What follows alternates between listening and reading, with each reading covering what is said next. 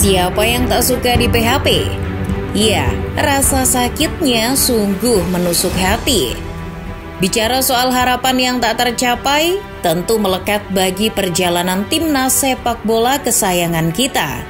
Pasukan Garuda kini sudah lelah dengan yang namanya harapan palsu. Rasa sakit kegagalan selama 6 kali final harusnya disudahi. Publik tanah air tentu sangat berharap tahun 2022 ini menjadi ajang bagi harapan juara itu terrealisasi. Harapan palsu yang pertama muncul ketika Timnas Indonesia pertama kali masuk final pada Piala Tiger 2000. Timnas ketika itu diasuh pelatih Nandar Iskandar. Berada di grup A bersama Filipina, tuan rumah Thailand dan Myanmar, Timnas Garuda hanya mampu finish sebagai runner-up di bawah sang tuan rumah. Ada kejadian unik di fase grup ketika Timnas dibantai Thailand 4-1. Sang arsitek Timnas, Nandar, tiba-tiba diberhentikan oleh manajer Timnas, Muhammad Zain. Hal itu sontak membuat Timnas disorot media karena tanpa pelatih di tengah kompetisi. Asisten pelatih Timnas, Dananjaya dan Rudy Keljes akhirnya ditunjuk menjadi caretaker. Selama tanpa pelatih, uniknya Timnas justru melaju hingga babak final dengan menyingkirkan Vietnam di semifinal. Namun ketika bertemu dengan Thailand di final, Garuda harus menelan pil pahit. Kekalahan yang sama ketika di fase grup dengan skor 4-1 terulang. Harapan juara kembali muncul pada Piala Tiger edisi 2002. Tahun itu adalah final yang paling nyaris bagi Timnas Indonesia meraih juara hingga detik terakhir. Indonesia bersama pelatih asing Ivan Kolev tergabung dalam grup A bersama Vietnam, Filipina, Myanmar, dan Kamboja. Lolos sebagai runner-up grup di bawah Vietnam, Zainal Arif dan kawan-kawan mampu menyingkirkan Malaysia di semifinal lewat gol tunggal Bambang Pamungkas. Di final, Timnas Garuda kembali bertemu Thailand. Momen dramatis terjadi ketika Indonesia tertinggal 2-0 terlebih dahulu dari Thailand. Namun, gol comeback sensasional dari pemain Persib, Yaris Riyadi dan Gendut Doni mampu menyamakan kedudukan hingga memaksa adu penalti. Euforia kebangkitan pun memadati Gelora Bung Karno waktu itu.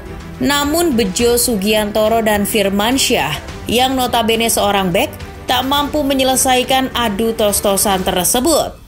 Keberuntungan kembali berpihak kepada Thailand. Indonesia kalah 4-2. Dalam kekalahan tersebut, Ivan Kolev berkata bahwa timnas kurang berlatih adu penalti jelang laga. Kolev pun beranggapan bahwa laga itu harusnya tak sampai adu penalti karena banyak peluang emas dari timnas yang terbuang. Berlanjut ke Piala AFF 2004, Indonesia ketika itu dilatih pelatih asal Inggris, bekas pelatih Thailand, Peter With. Bersama Peter With, Indonesia menjadi fenomena tersendiri. Mengusung pola 3-4-3, ia menciptakan trio maut mematikan dalam diri Boaz Solosa, Ilham Jayakesuma, dan Eli Aiboy. Dengan pola menyerang yang agresif, terbukti timnas mencatatkan diri sebagai tim terproduktif di turnamen tersebut dengan total 24 gol. Bergabung dengan tuan rumah Singapura, Vietnam, Kamboja, dan Laos di grup A, Garuda mampu terbang tinggi dengan lolos menjadi juara grup. Di semifinal mereka juga mampu mempermalukan tetangga berisiknya Malaysia di Stadion Bukit Jalil dengan skor 1-4. Namun di final Indonesia kembali terjegal. Kali ini bukan Thailand, melainkan Singapura. Singapura ketika itu jadi klub yang berbau naturalisasi. Pemain seperti Agu Kasmir, Daniel Bennett maupun Itimi Dixon menjadi pilar penting anak asuh Radojko Avramovic. Final ketiga berturut timnas Garuda itu pun berakhir tragis dengan 2 kali kalah atas tim naturalisasi Singapura.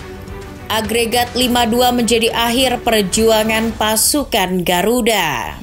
Berikutnya Piala AFF 2010 di mana euforia berlebih ketika itu menyihir seluruh pecinta sepak bola tanah air di Gelora Bung Karno. Kali ini timnas diarsiteki pelatih asing asal Austria, Alfred Riedel. Di bawah Riedel, Indonesia menjadi kekuatan menakutkan dengan komposisi pemain baru yang dicampur dengan pemain naturalisasi seperti Christian Gonzalez. Tampil apik di grup dengan membantai Malaysia, mengalahkan Laos, dan menyingkirkan Thailand, memunculkan optimisme berlebih bahwa Indonesia mampu meraih juara. Menghadapi Filipina di semifinal yang juga penuh dengan naturalisasi macam Young Husband bersaudara, Oktomaniani dan kawan-kawan pun mampu menghentikannya dengan agregat 2-0. Indonesia melangkah ke partai puncak. Garuda menatap final dengan keyakinan yang berapi-api, sebab Indonesia akan bertemu musuh bebuyutan Malaysia yang di fase grup sudah pernah dibantai. Maka media pun heboh bahwa timnas Indonesia dikabarkan seolah akan meraih trofi Piala AFF tahun 2010. Dasar untung tak dapat diraih, malang tak dapat ditolak. Nasib Indonesia di final justru kembali berujung tangis. Leg pertama saja, Indonesia sudah kalah 3-0. Maka kemenangan 2-1 anak asuh Alfred Riedel jadi tak ada artinya. Indonesia kalah agregat 4-2 di final atas Malaysia. Safi Salih ketika itu menjadi aktor kejayaan Malaysia. Setelah gagal di 2012 dan 2014, di tahun 2016 Indonesia kembali melaju ke final. Ini adalah final kelima timnas Garuda sepanjang Piala AFF. Timnas Indonesia bisa dikatakan menjalani persiapan yang pas-pasan pada Piala AFF edisi 2016 karena baru terlepas dari sanksi FIFA. Pemilihan Alfred Riedel sebagai pelatih juga diambil di tengah keterbatasan yang ada. Bergabung dengan Thailand dan Singapura di grup A, Indonesia ketika itu hampir gugur. Namun timnas secara dramatis mampu lolos di pertandingan terakhir hidup mati melawan Singapura lewat gol Andik dan Lili Pali. Bertemu Vietnam di semifinal juga kembali menguras emosi publik tanah air. Unggul 2-1 kala menjadi tuan rumah di Pakansari, Indonesia dipaksa bermain hingga babak extra time di kandang Vietnam. Gol penalti Manahati Lestusen di babak tambahan akhirnya mampu mengantarkan timnas ke final dengan agregat 4-3. Namun harapan palsu di final kembali terulang. Menang 2-1 atas Thailand di Pakansari membuat satu langkah kaki Indonesia menuju ke tangga juara. Akan tetapi 2 gol Thailand di rumah sendiri tak bisa disamakan 1 gol pun oleh timnas. Hadiah kartu merah Abduh Lestaluhu yang ikonik itu juga mewarnai kekalahan timnas dengan agregat tipis 3-2. Di Piala AFF 2020, wajah baru timnas Indonesia dengan regenerasinya kembali mampu menuju final untuk ke-6 kalinya bersama Sinteyong. Membantai Malaysia, Kamboja, dan Laos di fase grup menjadi bukti skuad muda Garuda patut diperhitungkan. Indonesia jadi tim terproduktif kala itu dengan total 18 gol.